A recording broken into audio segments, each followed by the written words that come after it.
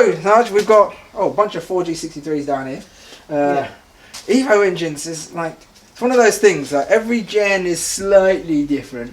But the beauty is that you can almost, swap out one for another. You could put an Evo 9 4G63 into an Evo 4 and need relatively little. Obviously, the Myvec and stuff like that needs a bit of work. That's pretty much it. And we often sell, say for example, someone's got a 6, you can put an 8 engine in, a little bit of plumbing, but the bits that you need to change all bolt on.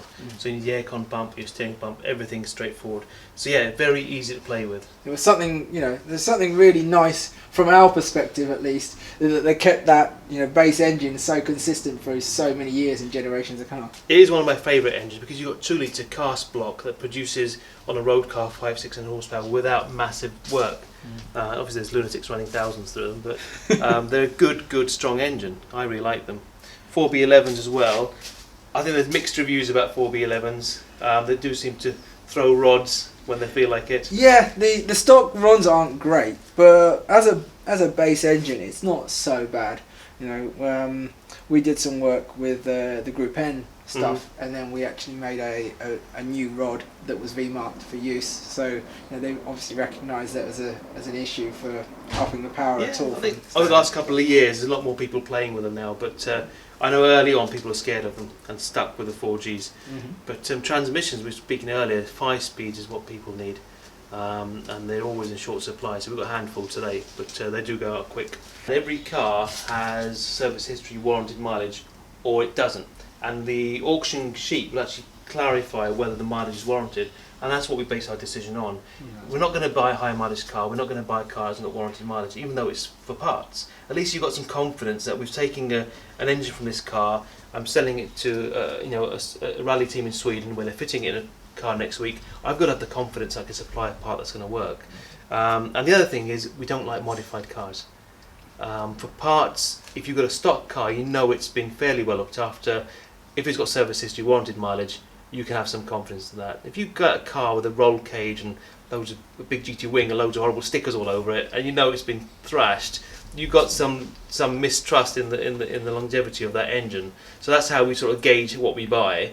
And when the cars are bought in Japan, if they're running, they will be run and checked there. If not, when the engines are removed here, we compression test every engine as it comes out the car. So we know for 100% sure it was running in Japan, it's got history, we've compression checked it before it goes out. Of course, as a used part, it could have issues, but then we give a warranty with it. So that's about as much as we could possibly do with a used engine. Yeah, I mean, aside from having like an engine dyno and engine dynoing everything, that but then that goes into a whole new realm of checking and testing.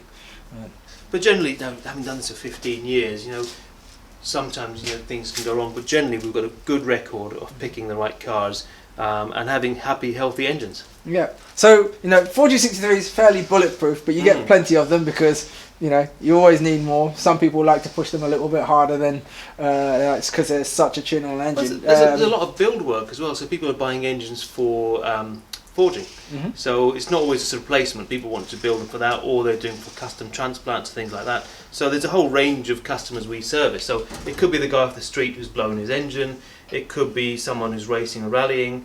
It could be a dealer who's got an issue with a car. It could be all sorts of things, So some VR38s from the GTR. It's one of the things, of course, is still to this day the only car that the VR38 comes in is the GTR, isn't it? So there's been a few dropped into other types of cars, but I like that idea because I think I've spoken to you before. When you want to build a 600-700 horsepower car, what do you start with? You're going to spend a lot of money on a 4G or an EJ to make that power. Well, these things are ready out the box, aren't they? Yeah. And the thing is, because of the V6 layout, compared to a straight 6, they're actually quite short. They're tall though, is the big thing. So if you want to try and squeeze one into a sleek coupe, then they can struggle a little bit on that front. But in terms of just getting it in, the VR38 would actually make for a really interesting project.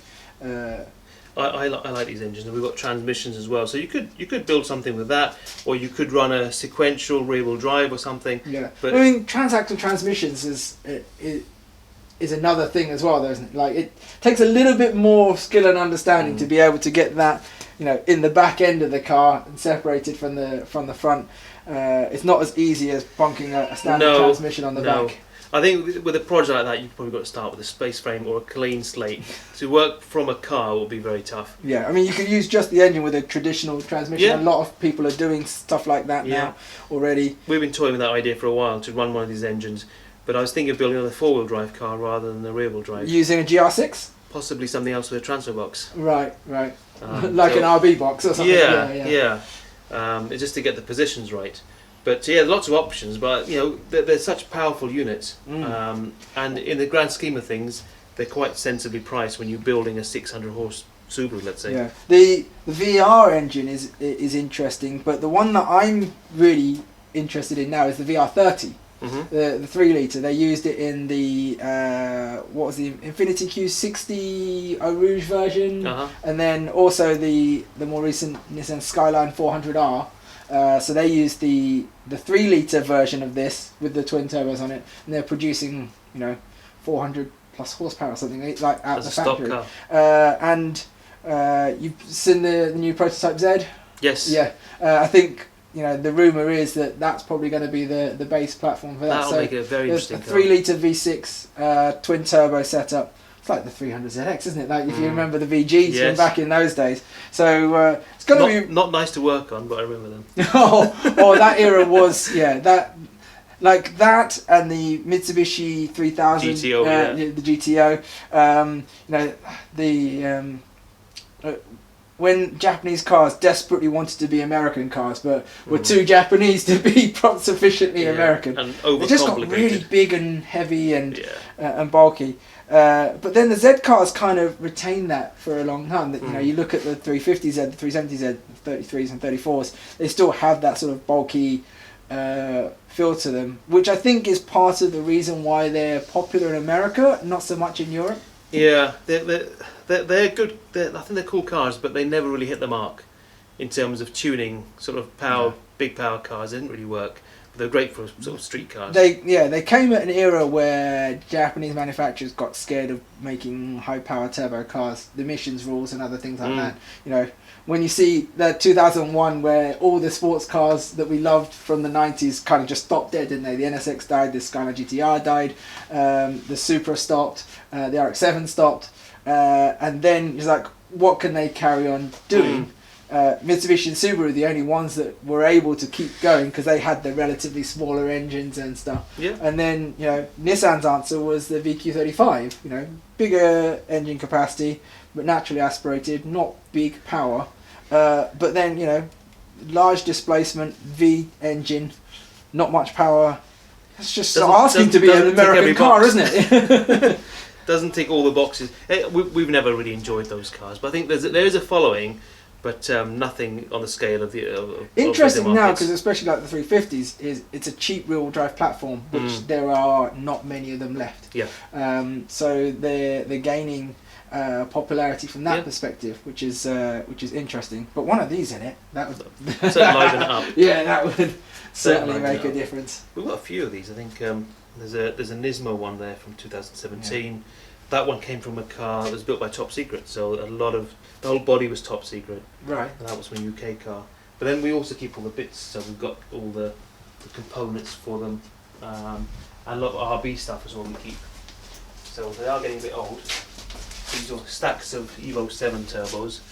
Because the 9 turbo is the popular one, isn't it? That's right, yeah. That's the one. They're that little bit bigger, so they can push more power. Exactly. But then the 7 turbo will bolt to 456 still, and they're slightly bigger than 456, aren't they as well? Or? Not by much. Okay. Not by much. On the 5 onwards, they had a bigger intake, with the 4 was smaller, but the actual size of the turbo on 9 is bigger, and you can make 400 horsepower in a stock 9 turbo. That's why they're quite desirable. So again, not expensive to do. On a stock engine, you probably don't want to push much further than that if you want to keep the reliability of the stock engine. I always think most of these cars, Subarus, Evos, even the GTSs, 350 is a nice sensible power before you're going to start hurting that engine. You can and if you're driving it on the road, 350 horsepower is a nice level that you can use the power most of the time without it feeling like you're holding on all the time, or that you just can't use it. Yeah. You know, like for there day-to-day is driving. a fine line, because we get people coming in, I want 500 horse. When you sit down and explain to them what that involves, how it'll feel, it's not right. A 350 to 400 horsepower car for a road car is probably the perfect balance of sort of reliability, drivability, power, response. It ticks all the sort of boxes. So sometimes chasing numbers doesn't actually work. No, I absolutely agree with you, and especially with the kind of cars we're talking about, you know, quite relatively small, lightweight cars as they are. The way that you feel 350 horsepower in a car that's from 20 years ago is very different to how you feel 350 horsepower in a modern car now. Yeah. You know, you've got 1.5 times that power in a 35 GTR, but the way that the power is delivered, yes, it's fast. Yes. But it's because that rawness isn't there. You know, the way that the sensors hit you is quite different, isn't it? And it's balanced because you've got the transmission to handle it, you've got the suspension, you've got the braking, everything is balanced. Whereas you put 500 horsepower in a stock early Subaru, it's going to break everything, you know. And it's we always have this conversation with customers. There's a line. When you cross that line, you've got to be looking at a twin plate clutch. You're looking at a fuel system. You're looking at bigger cooling. You're looking at standalone ECU. So when you look at costs for building these cars, you know, half is the engine, the other half is the ancillaries, and people always forget about the ancillaries.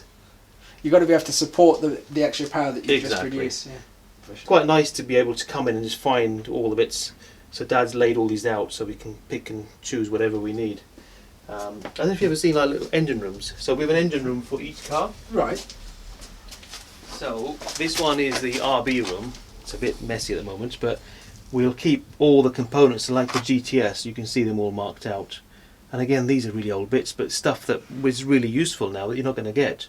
You know, lambda sensors or even standard reset valves, things like these idle control valves.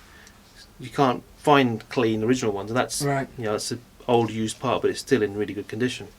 Airflow meters are always in demand because you know they're almost consumable, aren't they? They do wear out. Yeah, they're a common problem. So these are all, but these are the same on 32 and 33 were all the same. Coil pack's another issue. Skyline suffer from heavily. RB ignition is one of the weak points on so RB engines in general. Igniter packs, and the biggest issue is, you know, the loom on the coil pack that connects all these. Yeah, because perish, of the heat. don't they? Yeah, they perish. So we've probably got loads of those lying around somewhere as well. There's some there. These sort of plugs. But yeah, lots of bits and the wiring's pieces. very, very small and thin. So if you're tuning an RB26, for example, it doesn't take long before you start to hit issues with the ignition. With some of the builds we do now, what we're doing is we're covering the wiring in heat-resistant tape, right? Just to prevent that problem happening, because they're going to get hot. And you see a lot of people, they don't put the covers back on the coil packs, let the heat out as well.